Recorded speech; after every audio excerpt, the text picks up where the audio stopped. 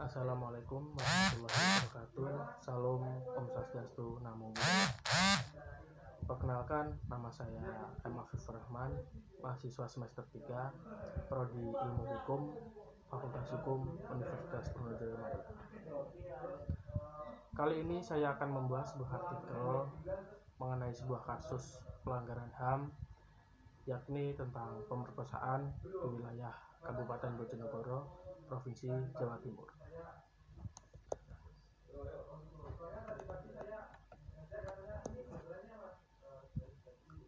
Bocah perempuan asal Bojonegoro, Jawa Timur, merasa lemas tak berdaya setelah menjadi korban pemerkosaan oleh seorang pria yang tak jauh dari rumahnya. Kasus yang menimpa korban bernama samaran Bunga, 14 tahun ini, akhirnya terungkap hampir 1,5 bulan lamanya. Peristiwa yang tak bakal dilupakan oleh Bunga ini terjadi pada 19 Agustus 2020 malam. Saat itu, korban yang merupakan siswa SMP ini bersama temannya diminta untuk menjaga warung milik pelaku bernama Kamto, umur 43 tahun. Warga asal Kecamatan Dander, Kabupaten Bojonegoro. Selanjutnya, Kamto datang pukul 12:10 Indonesia Barat dengan membawa arak atau minuman keras, mengajak Bunga dan temannya untuk minum. Korban yang masih pelajar ini diajak minum pelaku, sempat menolak namun akhirnya mau karena terus dipaksa. Setelah mabuk lalu disetubuhi, kata Kapolres Bojonegoro AKBP M. Budi Hendrawan saat ungkap kasus pada Selasa 6 Oktober 2020. Nah, dalam hal ini kasus tersebut merupakan jelas-jelas merupakan suatu bentuk pelanggaran HAM, yakni hak anak yang bernama samaran Bunga tersebut telah dirampas atau direbut oleh pelaku tadi. Pada tahun 2012, FBI mengeluarkan revisi definisi pemerkosaan, yaitu penetrasi walaupun sedikit terhadap vagina atau anus dengan organ tubuh atau objek apapun, atau penetrasi oral dengan organ seks seseorang tanpa persetujuan korban.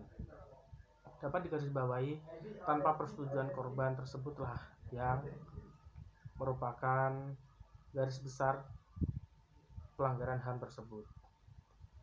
Dari sisi perlindungan hak asasi manusia, pemerkosaan bahkan dikategorikan sebagai pelanggaran HAM yang keras atau gross human right violation yang menyerang kepentingan diri pribadi, kehormatan, martabat, dan hak milik seseorang.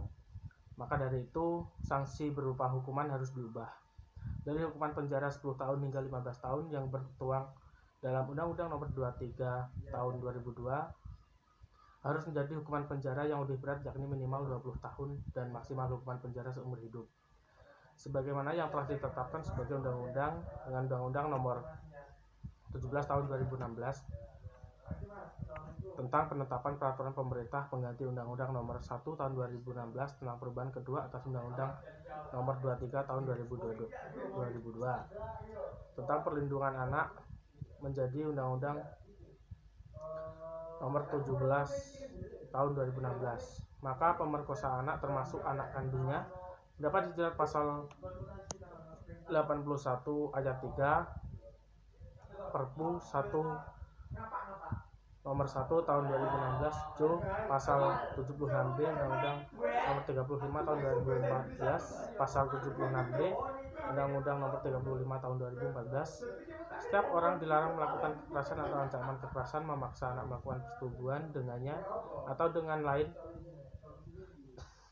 Pasal 81 Perpu Nomor 1 Tahun 2015, setiap orang yang melanggar ketentuan sebagaimana dimaksud dalam pasal 76D dipidana dengan pidana penjara paling singkat 5 tahun dan paling lama 15 tahun dan denda paling banyak 5 miliar. Ketentuan pidana sebagaimana dimaksud pada ayat 1 berlaku pula bagi setiap orang yang dengan sengaja melakukan tipu muslihat, serangkaian kebohongan atau membujuk anak melakukan persetubuhan dengannya atau dengan orang lain. Nah, pada ayat 1 undang-undang tersebut dijelaskan bahwa setiap orang yang dengan sengaja melakukan tipu muslihat, serangkaian kebohongan atau membujuk anak melakukan persetubuhan dengannya atau dengan orang lain. Nah, dalam artikel tersebut, pelaku yang bernama Kanto, 23 tahun, melakukan bujukan kepada korban yakni Bunga, 14 tahun, untuk ikut meminum arak atau minuman keras.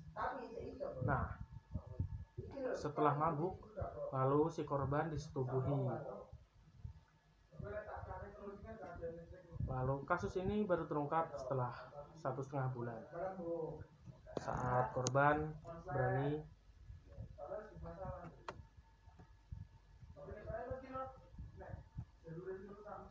berani bilang ke orang tuanya.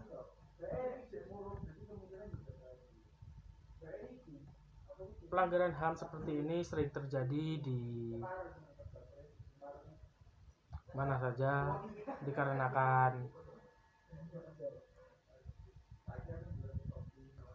adanya salah pergaulan, adanya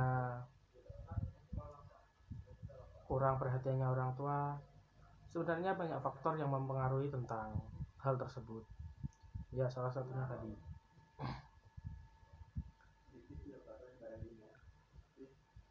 Dilihat dari sisi HAM, sudah jelas si pelaku merampas hak pribadi milik tersangka tadi. Dilihat dari sisi hukum, telah dijelaskan dalam undang-undang tadi bahwa hukuman minimal dari pelaku pemerkosaan adalah 20 tahun penjara dan maksimal hukuman seumur hidup penjara dan denda minimal 5 miliar rupiah.